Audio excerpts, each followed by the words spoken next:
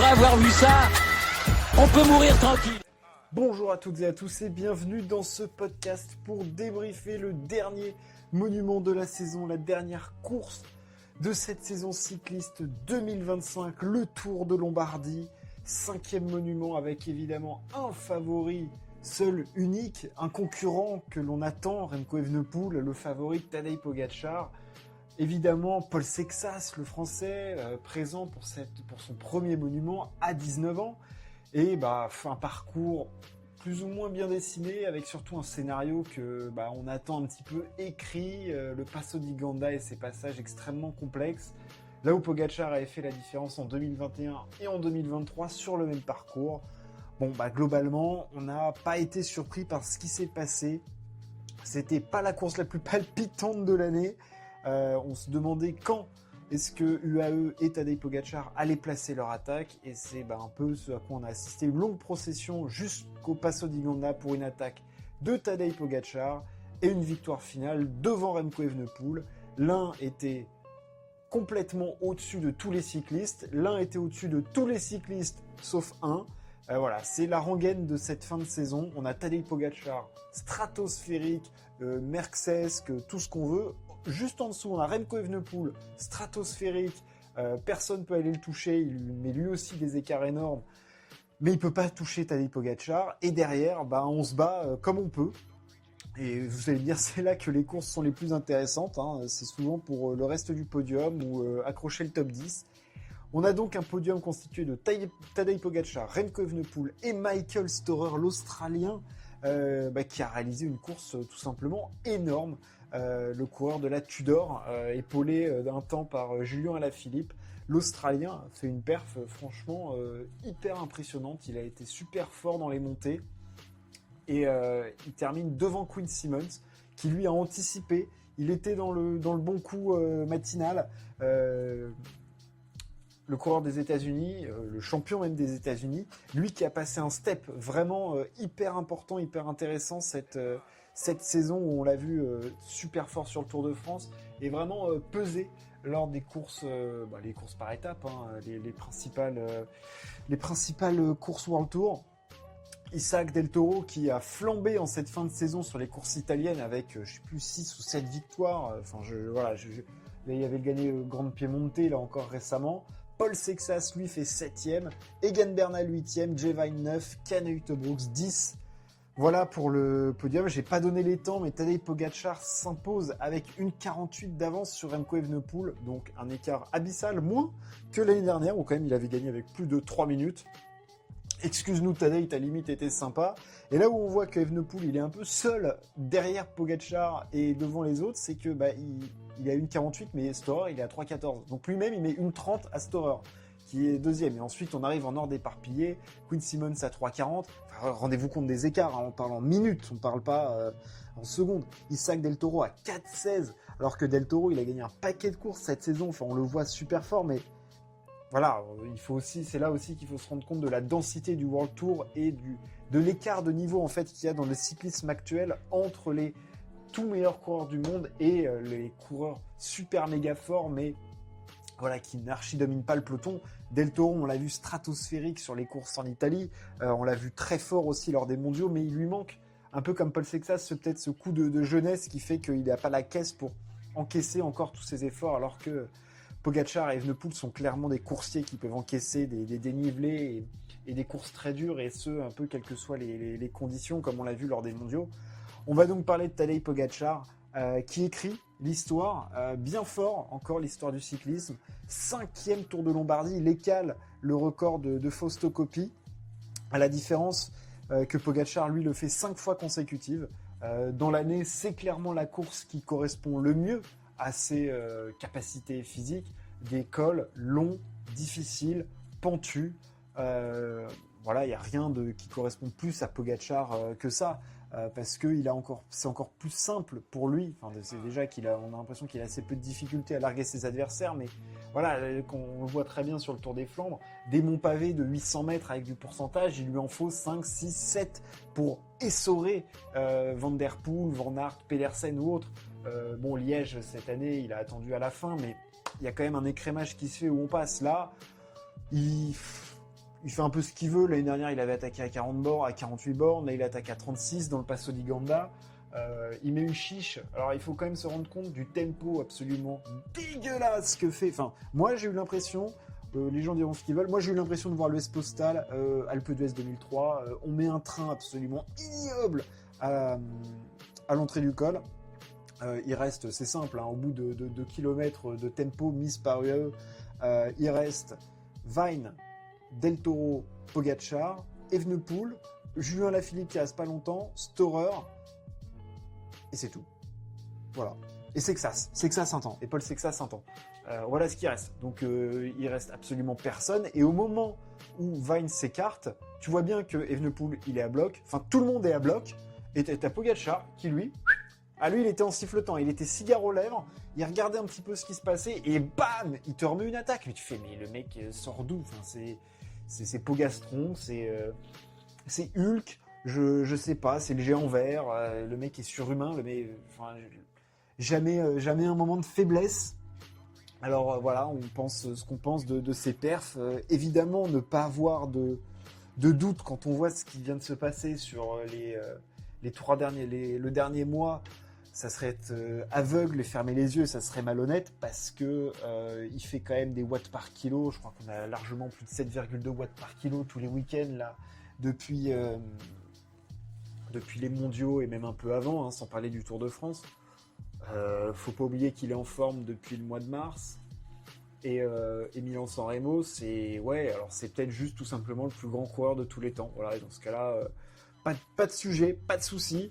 Le fait est qu'on est chez UAE, qu'on a un directeur sportif qui n'a pas le passé le plus clean de l'histoire, et que Pogačar nous propose des numéros dingues, parce qu'il faut même se rendre compte que sur les portions planes, où derrière il a le meilleur coureur sur contre-la-montre des 10 dernières années, et le coureur le plus aéro de tous les temps, il arrive quand même à lui prendre du temps, alors que sur un vélo de contre-la-montre, il se prend des pilules. Enfin, alors oui, l'effort est plus long et tout, mais quand même, quoi. Quand même. Enfin, il sort d'où, ce mec? C'est dingue ce qu'il a réussi à faire. Il a rattrapé la minute 30 sur Quinn Simmons en l'espace de 2 bornes. Enfin, je veux dire, c'était immonde. C'est immonde ce qu'il a fait. Il a grimpé le Passo di Ganda 1,6 km/h plus vite que Remco Evenepoel. Enfin, limite, il ne joue même pas dans la même catégorie, alors qu'Evenepoel ne joue lui-même pas dans la même catégorie que les autres.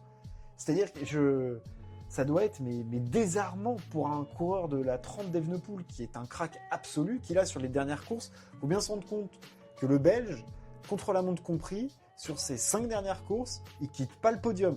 Et encore, il fait 1 ou 2. Et à chaque fois, il est seulement battu par Pogačar, et il est seul dans sa sphère. Il finit toujours tout seul par essorer les autres. Au championnat d'Europe, il essore tout le monde. Au championnat du monde, il finit par essorer tout le monde. Là, il finit par essorer tout le monde, même en descente, où il arrive à les écœurer. Mais tu ne peux pas battre Tadej Pogačar. Parce qu'au moment où il met son attaque, le rythme est tellement soutenu que tout le monde est à bloc, qu'ils n'arrivent pas à changer le rythme. Là où Pogačar, tu as l'impression qu'il peut mettre 1, 2, 3 coups de braquet supplémentaires, sans souci. Donc Pogačar, 10e monument. Là aussi, tu rentres dans l'histoire. Et surtout, cette année, il fait podium des 5 monuments. Et on est à un Van der Poel près d'avoir 5 victoires de Pogačar. C'est bien ce qu'il faut se rendre compte. C'est que Van der Poel est sur un terrain qui lui permet de lutter face à Pogačar. Le San Remo, le Poggio, je pense que si on met Evenepoel, il peut peut-être tenir. On voit qu'un Ghana est capable d'être vraiment pas loin. Je pense qu'un Evenepoel peut tenir. Et c'est impossible de tenir un Pogačar sur des monts. On le voit, des monts difficiles. Il a rendu le Tour des Flandres comme une course de côte, comme un Liège. C'est impossible de le tenir sur ces montées-là. Donc la tâche est encore plus ardue pour Remco Evenepoel. Paris-Roubaix, c'est du plat, il faut de la caisse et autres. Je pense qu'Evenepoel sera toujours pas assez lourd pour pouvoir y aller. Il voudra peut-être même pas prendre le risque. Mais on est à un Van der Poel près d'avoir un mec qui gagne les 5 monuments. Parce que si Van der Poel est pas là cette année, Pogačar gagne Roubaix et Pogačar gagne San Remo. Enfin, je veux dire, Ghana ne revient pas. Je pense pas que Ghana puisse revenir. Donc, c'est une performance tout simplement hallucinante, unique. Et voilà, on la prend en considération, on note. Et puis, moi, je pensais que la saison 2024 de cyclisme de Pogačar ne pouvait pas être égalée. Il a fait mieux en 2025, le salaud. À la différence près qu'il gagne qu'un seul grand tour, mais je trouve qu'en termes de monument, c'est plus fort et je l'ai trouvé encore plus impressionnant dans ses attaques, encore plus décisif, encore plus intouchable. Je veux dire, là, il est seul dans son monde, seul sur sa sphère. Voilà, 10 monuments. Et derrière, il y a un Belge qui doit se dire « Putain, je suis quand même sacrément fort. Je vois pas trop ce que je peux faire de beaucoup plus parce que je fais 2 et je finis tout seul quand même avec à chaque fois plus d'1 minute 30 d'avance sur les autres. Mais je me fais quand même piler. C'est terrifiant. C'est-à-dire que Evenepoel, il finit à chaque fois avec 1 minute 30 ou plus d'avance sur les gars derrière lui. Mais lui-même, il prend entre 1 minute 30 et 2 minutes. Donc le gars se dit, mais attends, mais où est-ce que je peux améliorer dans ma préparation? Ou ça se trouve, j'ai juste pas les capacités physiques de pouvoir faire mieux. Mais ça doit être presque désarmant. Ça va presque être désarmant pour Remco qui... Qu'est-ce qu'il a à se reprocher? Honnêtement, qu'est-ce qu'il a à se reprocher? Il n'y a rien à faire. Personne ne peut rien faire face à Pogacar. C'est comme si je reprochais à Van Der Poel d'essayer de l'avoir suivi dans le vieux Quarmont ou de s'être fait lâcher ou à Carapaz et autres de ne pas avoir pu suivre dans Liège. Bah non, moi j'en veux pas au gars. Qu'est-ce que tu veux faire? T'es face à un monstre. T'es face à un monstre. Et voilà. Et par contre, immense respect à des gars comme Quinn Simmons qui ont tenté d'anticiper en se disant bah écoute, peut-être que de toute façon, à la pédale, je peux rien faire. Donc, je provoque mon destin, et c'est une belle provocation de destin que fait Quinn Simmons. Il s'en va tout seul, il se sent fort, il sait qu'il est fort, il essaye de lutter, de tenir. Bon, voilà, il finit 4e. Sans doute que s'il est dans l'échappée, il n'arrive même pas à accrocher les wagons de Del Toro, Pidcock, Sexas et autres. Et franchement, lui, il a passé un gros gap cette saison. C'est hyper sympa de l'avoir en tout cas à ce niveau-là et j'aime cette mentalité d'avoir essayé, de rien avoir à se reprocher. En tout cas avec voilà, je peux pas reprocher les mêmes choses à Remco et Quinn Simmons. Remco, il peut pas suivre l'attaque de Pogacar. En même temps, il y a aucun coureur qui peut suivre l'attaque de Pogacar. Voilà, Quinn Simmons, on a vu, il a essayé de se mettre 10 secondes dans la route Pogacar. Là, l'allure était tellement affreuse que le gars, il a fait non mais attends, je vais essayer quand même de jouer quelque chose et de pas finir dans un mur comme a fait Carapaz à la fin et de finir tranquille. Et enfin, j'ai encore reparlé de Paul Sexas qui fait malgré tout une performance dingue. Alors oui, on a vu un tout petit... Enfin, je veux dire, je peux pas critiquer Paul Sexas. Le gamin à 19 ans, c'était le premier monument qui court, mais contrairement aux Europes et au monde, j'ai l'impression qu'on a un tout petit peu plus... Alors il y a eu l'encaissement des courses, mais on a un tout petit peu vu ses limites. Voilà, où on s'est dit, ah, ouais, ok. Sur un enchaînement de difficultés avec un rythme très soutenu, il a lâché un tout petit peu plus tôt que d'habitude, mais franchement, le gars finit 7e, je peux rien dire. Si j'ai une analyse, en tout cas, à faire, c'est voilà, la remarque qu'on peut faire. On avait senti moins ça au championnat d'Europe, où clairement, on le voyait très fort, et il se fait lâcher sur une portion parce que Evenepoel met une immense accélération sur des pourcentages, sur un léger faux plat, où on sait que là, Evenepoel est intouchable. Là, on a vu dans une montée être un peu asphyxié par le rythme de Remco. Mais par contre, là où je vois du positif, c'est que dès ses 19 ans, il se rend compte qu'il est déjà un acteur majeur de ces courses-là. Rendez-vous compte, les gars qui sont devant lui. On a Pogacar, meilleur coureur de l'histoire peut-être. Remco, un crack absolu, en grande forme en cette fin de saison. Quinn Simmons, énorme. Tom Pidcock, qui est super fort cette fin de saison. On l'avait vu C'est quoi, c'est au 3 volets non, le truc où il y a San Luca, le Tour d'Émilie. Isaac Del Toro qui a gagné toutes les courses en Italie en cette fin de saison. Et t'as Paul Sexas, et derrière t'as Egan Bernal, Jay Vine et Uto Brooks qu'on a vu aussi très fort. Donc, il est dans un range de coureurs qui est le haut niveau déjà. Et il a encore, je pense, à progresser. Donc l'avenir, on en a déjà discuté la dernière fois, mais l'avenir, il est évidemment droit devant lui. Et puis voilà, nous on va le suivre et on va évidemment l'encourager très très fort, l'ami Paul Sexas. Ce qui m'a fait aussi plaisir, c'est de voir Egan Bernal faire un top 8 quand même d'un monument. Ça fait plaisir de voir le Colombien à ce niveau-là. Mais voilà, Tadej Pogacar reste intouchable et s'en va gagner du coup son 10e monument. La saison se termine là. Je ferai un débrief évidemment, un podcast débrief de cette saison 2025 de cyclisme qui sera un peu axé au niveau de Tadej Pogacar forcément, mais on essaiera de sortir un petit peu d'autres éléments peut-être, parce qu'il y a des coureurs qui font aussi des très belles saisons. Il ne faut pas oublier les gars qui font des podiums derrière Pogacar, des gars comme Pedersen, des gars comme Remco évidemment. Que penser de la saison de Jonas Vingegaard? Des Français aussi, parce qu'il y a eu des jolies victoires avec un Dorian Gandon qui gagne des courses en cette fin de saison. Voilà, il y a quand même pas mal de choses à dire, à regarder. Et puis, nous, on se retrouve très très vite pour parler sport. Ciao, à plus.